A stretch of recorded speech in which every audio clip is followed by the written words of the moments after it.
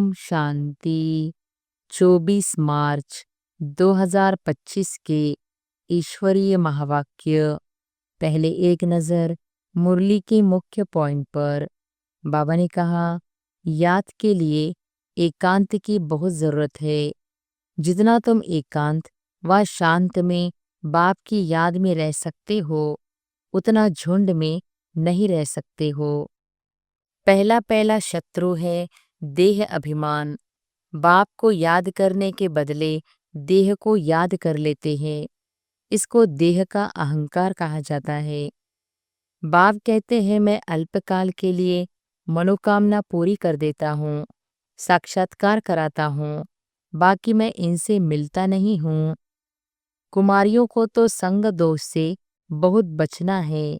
बाप कहते हैं, इस पतितपने से तुम आदि मध्य अंत दुख पाते हो। अभी सब है पतित। और फिर बाबा ने कहा, ऐसे कभी नहीं समझो कि ब्रह्मा पढ़ाते हैं। सबकी बुद्धि शिव बाबा तरफ रहनी चाहिए। शिव बाबा इन द्वारा पढ़ाते हैं। शिव बाबा कहते हैं, मैं तो अभोक्ता हूँ, तुम बच्चों के लिए ही सब कुछ है। भक्तों ने भोग लगाया और बांट कर खाया, मैं थोड़ी ही खाता हूँ। बाप तो तुम बच्चों को बिल्कुल सहज युक्ति बतलाते हैं। भोजन बनाओ, कुछ भी करो, बाप को याद करो। भक्ति मार्ग में श्रीनाथ द्वारे में भोग बनाते हैं, मुंह को पट्टी बांध देते हैं, जरा भी आवाज न हो। वह है भक्ति मार्ग। तुमको तो बाप को याद करना है। और फिर लास्ट में बाबा ने कहा, हम हैं योग बल वाले। फिर बाहुबल वालों की कहानियां क्यों सुने? तुम्हारी वास्तव में लड़ाई है नहीं। तुम योग बल से 5 विकारों पर विजय पाते हो। तुम्हारी लड़ाई है 5 विकारों से। यहाँ तो बच्चों के बूंद बूंद से यह मकान आदि बनते हैं। कहते हैं, बाबा हमारी एक ईंट लगा दो। समझते हैं रिटर्न में हमको सोने चांदी के महल मिलेंगे। बाप गरीब बच्चों को साहूकार बनाने की युक्ति बताते हैं। मीठे बच्चे, तुम्हारे पास जो कुछ भी है ट्रांसफर कर दो। यहाँ तो कुछ भी रहना नहीं है। यहाँ जो ट्रांसफर करेंगे वह नई दुनिया में तुमको 100 गुना होकर मिलेगा। और अब सुनते हैं महावाक्यों को विस्तार से। मुरली का सार। मीठे बच्चे, यह ज्ञान तुम्हें शीतल बनाता है। इस ज्ञान से काम क्रोध की आग खत्म हो जाती है। भक्ति से वह आग खत्म नहीं होती। प्रश्न है, याद में मुख्य मेहनत कौन सी है? उत्तर है, बाप की याद में बैठते समय देह भी याद न आए। आत्म अभिमानी बन बाप को याद करो। यही मेहनत है। इसमें ही विघ्न पड़ता है, क्योंकि आधा कल्प देह अभिमानी रहे हो। भक्ति माना ही देह की याद। ओम शांति। तुम बच्चे जानते हो, याद के लिए एकांत की बहुत जरूरत है। जितना तुम एकांत व शांत में बाप की याद में रह सकते हो, उतना झुंड में नहीं रह सकते हो। स्कूल में भी बच्चे पढ़ते हैं तो एकांत में जाकर स्टडी करते हैं। इसमें भी एकांत चाहिए। घूमने जाते हो तो उसमें भी याद की यात्रा मुख्य है। पढ़ाई तो बिल्कुल सहज है, क्योंकि आधा कल्प माया का राज्य आने से ही तुम देह अभिमानी बनते हो। पहला शत्रु है देह अभिमान। बाप को याद करने के बदले देह को याद कर लेते हो। इसको देह का अहंकार कहा जाता है। यहाँ तुम बच्चों को कहा जाता है, आत्म अभिमानी बनो। इसमें ही मेहनत लगती है। अब भक्ति तो छूटी। भक्ति होती ही है शरीर के साथ। तीर्थों आदि पर शरीर को ले जाना पड़ता है। दर्शन करना है, यह करना है, शरीर को जाना पड़े। यहाँ तुमको यही चिंतन करना है कि हम आत्मा हैं। हमको परमपिता परमात्मा बाप को याद करना है। बस जितना याद करेंगे तो पाप कट जाएंगे। भक्ति मार्ग में तो कभी पाप कटते नहीं हैं। कोई बूढ़े आदि होते हैं तो अंदर में यह वहम होता है कि हम भक्ति नहीं करेंगे तो नुकसान होगा, नास्तिक बन जाएंगे। भक्ति की जैसे आग लगी हुई है और ज्ञान में है शीतलता। इसमें काम क्रोध की आग खत्म हो जाती है। भक्ति मार्ग में मनुष्य कितनी भावना रखते हैं, मेहनत करते हैं।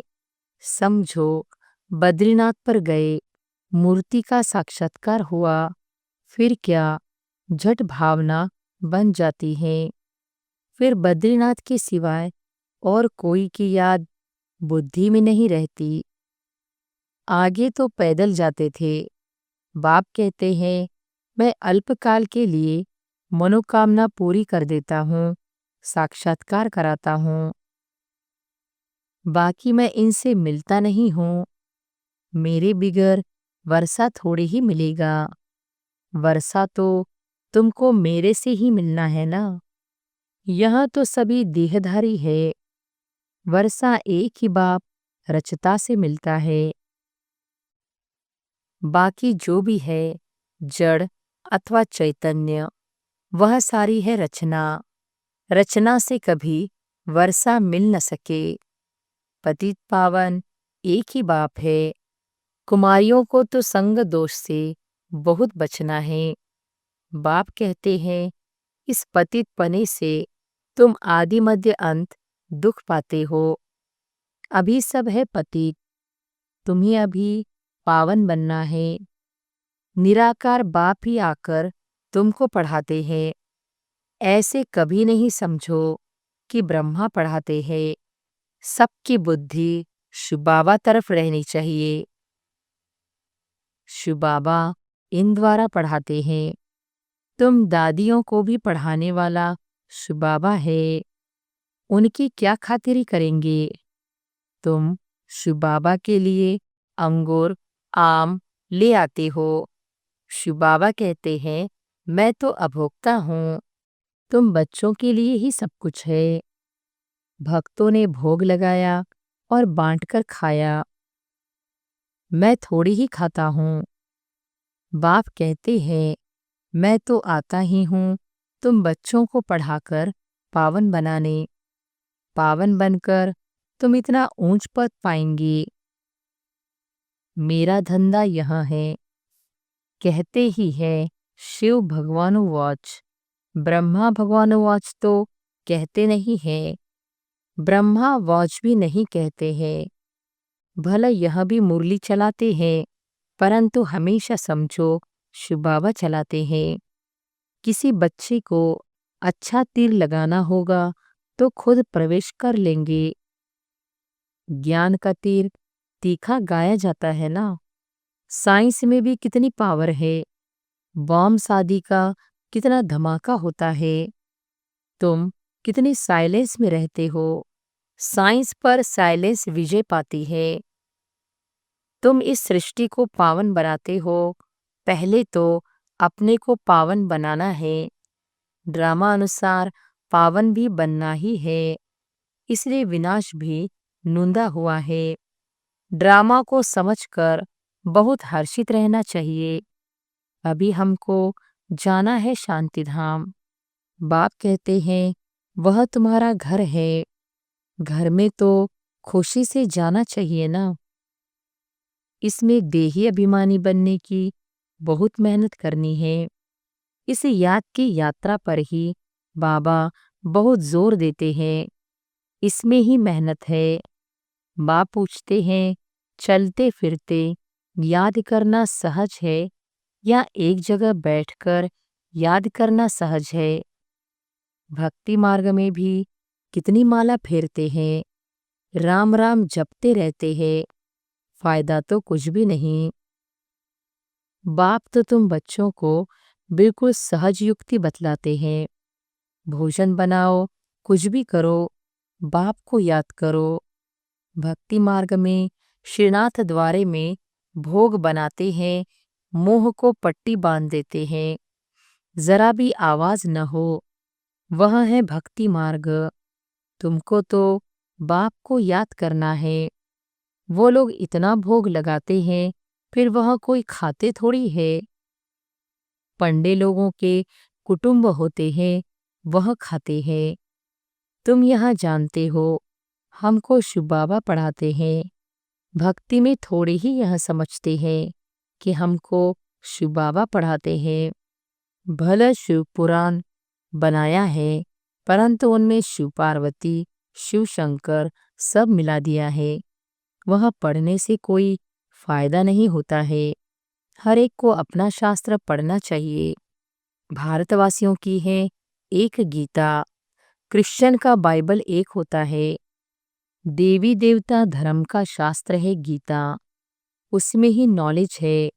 नॉलेज ही पढ़ी जाती है। तुमको नॉलेज पढ़नी है। लड़ाई आदि की बातें जिन किताबों में है, उससे तुम्हारा कोई काम ही नहीं है। हम हैं योग बल वाले, फिर बाहुबल वालों की कहानियां क्यों सुने? तुम्हारी वास्तव में लड़ाई है नहीं। तुम योग बल से 5 विकारों पर विजय पाते हो। तुम्हारी लड़ाई है 5 विकारों से। वह तो मनुष्य मनुष्य से लड़ाई करते हैं, तुम अपने विकारों से लड़ाई लड़ते हो। यह बातें सन्यासी आदि समझा न सके। तुमको कोई ड्रिल आदि भी नहीं सिखलाई जाती है। तुम्हारी ड्रिल है ही एक, तुम्हारा है ही योग बल। याद के बल से 5 विकारों पर जीत पाते हो। यह 5 विकार दुश्मन है। उनमें भी नंबर 1 है देह अभिमान। बाप कहते हैं, तुम तो आत्मा हो ना। तुम आत्मा आती हो, आकर गर्भ में प्रवेश करती हो। मैं तो इस शरीर में विराजमान हुआ हूँ। मैं कोई गर्भ में थोड़ी ही जाता हूँ। सतयुग में तुम गर्भ महल में रहते हो, फिर रावण राज्य में गर्भ जेल में जाते हो। मैं तो प्रवेश करता हूँ। इसको दिव्य जन्म कहा जाता है। ड्रामा अनुसार मुझे इसमें आना पड़ता है। इनका नाम ब्रह्मा रखता हूँ, क्योंकि मेरा बना है ना। एडॉप्ट होते हैं तो नाम कितने अच्छे अच्छे रखते हैं। तुम्हारे भी बहुत अच्छे अच्छे नाम रखे। लिस्ट बड़ी वंडरफुल आई थी संदेशी द्वारा। बाबा को सब नाम थोड़े ही याद है। नाम से तो कोई काम नहीं, शरीर पर नाम रखा जाता है ना।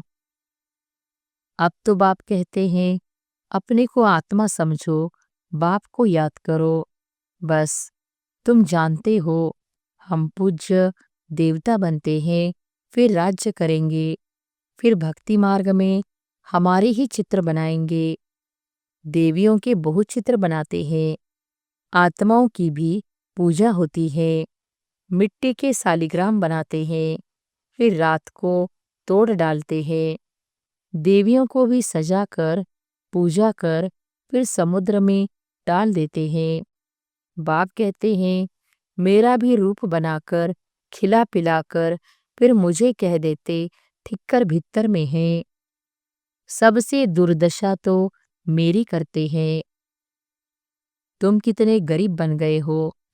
गरीब ही फिर ऊंच पद पाते हैं। साहूकार मुश्किल उठाते हैं। बाबा भी साहूकारों से इतना लेकर क्या करेंगे। यहाँ तो बच्चों को बूंद बूंद से यह मकान आदि बनते हैं। कहते हैं बाबा, हमारी एक ईंट लगा दो। समझते हैं रिटर्न में हमको सोने चांदी के महल मिलेंगे। वहां तो सोना ढेर रहता है, सोने की ईंटें होगी तब तो मकान बनेंगे। तो बाप बहुत प्यार से कहते हैं, मीठे मीठे बच्चों, अब मुझे याद करो। अब नाटक पूरा होता है। बाप गरीब बच्चों को साहूकार बनने की युक्ति बताते हैं। मीठे बच्चे, तुम्हारे पास जो कुछ भी है ट्रांसफर कर दो। यहाँ तो कुछ भी रहना नहीं है। यहाँ जो ट्रांसफर करेंगे वह नई दुनिया में तुमको 100 गुना होकर मिलेगा। बाबा कुछ मांगते नहीं है, वह तो दाता है। यह युक्ति बताई जाती है। यहाँ तो सब मिट्टी में मिल जाना है। कुछ ट्रांसफर कर देंगे तो तुमको नई दुनिया में मिलेगा। इस पुरानी दुनिया के विनाश का समय है। यह कुछ भी काम में नहीं आएगा। इसलिए बाबा कहते हैं घर घर में यूनिवर्सिटी कम हॉस्पिटल खोलो, जिससे हेल्थ और वेल्थ मिलेगी। यही मुख्य है। अच्छा, रात्रि क्लास। इस समय तुम गरीब साधारण माताएं पुरुषार्थ करके ऊंच पद पा लेती हो। यज्ञ में मदद आदि भी माताएं बहुत करती हैं। पुरुष बहुत थोड़े हैं जो मददगार बनते हैं। माताओं को वारिसपने का नशा नहीं रहता। वह बीज बोती रहती, अपना जीवन बनाती रहती। तुम्हारा ज्ञान है यथार्थ, बाकी है भक्ति। रूहानी बाप ही आकर ज्ञान देते हैं।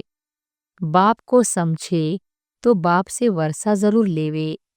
तुमको बाप पुरुषार्थ कराते रहते हैं, समझाते रहते हैं। टाइम वेस्ट मत करो। बाप जानते हैं कोई अच्छे पुरुषार्थी है, कोई मीडियम, कोई थर्ड। बाबा से पूछे तो बाबा झट बता दे तुम फर्स्ट हो या सेकंड हो या थर्ड हो। किसको ज्ञान नहीं देते हो तो थर्ड क्लास ठहरे। सबूत नहीं देते तो बाबा जरूर कहेंगे ना। भगवान आकर जो ज्ञान सिखलाते हैं वो फिर प्राय लोप हो जाता है। यह किसको भी पता नहीं है। ड्रामा के प्लान अनुसार यह भक्ति मार्ग है। इनसे कोई मुझे प्राप्त कर नहीं सकता। सत्युग में कोई जा नहीं सकता। अभी तुम बच्चे पुरुषार्थ कर रहे हो। कलप पहले मिसल। जितना जिसने पुरुषार्थ किया है उतना करते रहते हैं। बाप समझ सकते हैं अपना कल्याण कौन कर रहे हैं। बाप तो कहेंगे रोज इन लक्ष्मी नारायण के चित्र के आगे आकर बैठो।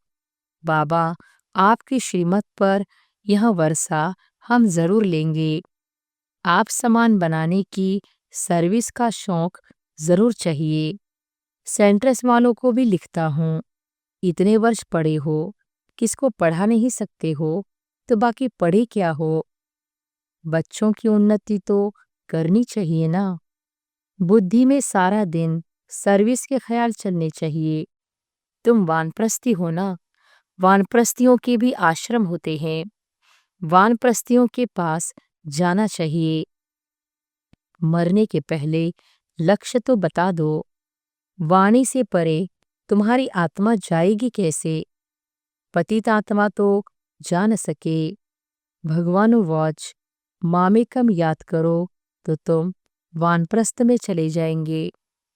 बनारस में भी सर्विस ढेर है। बहुत साधु लोग काशीवास के लिए वहां रहते हैं। सारा दिन कहते रहते हैं शिव काशी विश्वनाथ गंगा। तुम्हारे अंदर में सदैव खुशी की ताली बजती रहनी चाहिए। स्टूडेंट हो ना, सर्विस भी करते हैं, पढ़ते भी हैं। बाप को याद करना है, वर्षा लेना है। हम अब शिव बाबा के पास जाते हैं। यह मन मना भव है, परंतु बहुतों को याद रहती नहीं है। झरमुई झगमुई करते रहते। मूल बात है याद की। याद ही खुशी में लाएगी। सभी चाहते तो है कि विश्व में शांति हो। बाबा भी कहते हैं उन्हें समझाओ कि विश्व में शांति अब स्थापन हो रही है। इसलिए बाबा लक्ष्मी नारायण के चित्र को जास्ती महत्व देते हैं। बोलो बोलो, यह दुनिया स्थापन हो रही है जहाँ सुख शांति पवित्रता सब था। सभी कहते हैं विश्व में शांति हो। प्राइज भी बहुतों को मिलती रहती है। वर्ल्ड में पीस स्थापन करने वाला तो मालिक होगा ना। उन्हों के राज्य में विश्व में शांति थी। एक भाषा, एक राज्य, एक धर्म था। बाकी सभी आत्माएं निराकारी दुनिया में थी।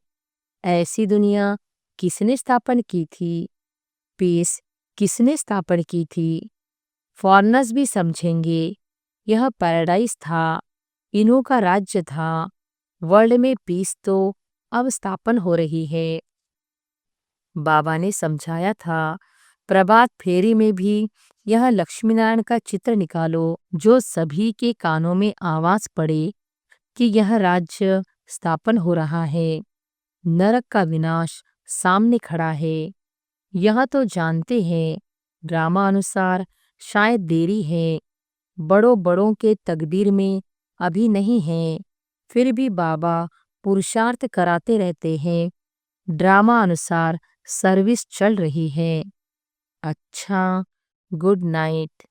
मीठे मीठे सिक्के बच्चों प्रति मात पिता बाप दादा का याद प्यार और गुड मॉर्निंग। रूहानी बाप की रूहानी बच्चों को नमस्ते। धारणा के लिए मुख्य सार। पहली पॉइंट, संग दोष से अपनी बहुत बहुत संभाल करनी है। कभी पतितों के संग में नहीं आना है। साइलेंस बल से इस सृष्टि को पावन बनाने की सेवा करनी है। दूसरी पॉइंट, ड्रामा को अच्छी तरह समझकर हर्षित रहना है। अपना सब कुछ नई दुनिया के लिए ट्रांसफर करना है। वरदान है, बाप द्वारा सफलता का तिलक प्राप्त करने वाले सदा आज्ञाकारी दिल तख्त नशीन भव। बाप द्वारा सफलता का तिलक प्राप्त करने वाले सदा आज्ञाकारी दिल तख्त नशीन भव। भाग्य विधाता बाप रोज अमृत वेले अपने आज्ञाकारी बच्चों को सफलता का तिलक लगाते हैं। आज्ञाकारी ब्राह्मण बच्चे कभी मेहनत व मुश्किल शब्द मुख से तो क्या, संकल्प में भी नहीं ला सकते हैं। वह सहजयोगी बन जाते हैं। इसलिए कभी भी दिल शिकस्त नहीं बनो, लेकिन सदा दिल तख्त नशीन बनो, रहमदिल बनो। अहम भाव और वहम भाव को समाप्त करो। स्लोगन है, विश्व परिवर्तन की डेट नहीं सोचो, स्वयं के परिवर्तन की घड़ी निश्चित करो। विश्व परिवर्तन की डेट नहीं सोचो, स्वयं के परिवर्तन की घड़ी निश्चित करो। अव्यक्त इशारे, सत्यता और सभ्यता रूपी कल्चर को अपनाओ। जो प्यूरिटी की पर्सनालिटी से संपन्न रॉयल आत्माएं हैं, उन्हें सभ्यता की देवी कहा जाता है। उनमें क्रोध विकार की इम्प्यूरिटी भी नहीं हो सकती। क्रोध का सूक्ष्म रूप ईर्ष्या, द्वेष, घृणा भी अगर अंदर में है तो वह भी अग्नि है, जो अंदर ही अंदर जलाती है। बाहर से लाल पीला नहीं होता, लेकिन काला होता है। तो अब इस कालेपन को समाप्त कर सच्चे और साफ बनो। अच्छा, ओम शांति।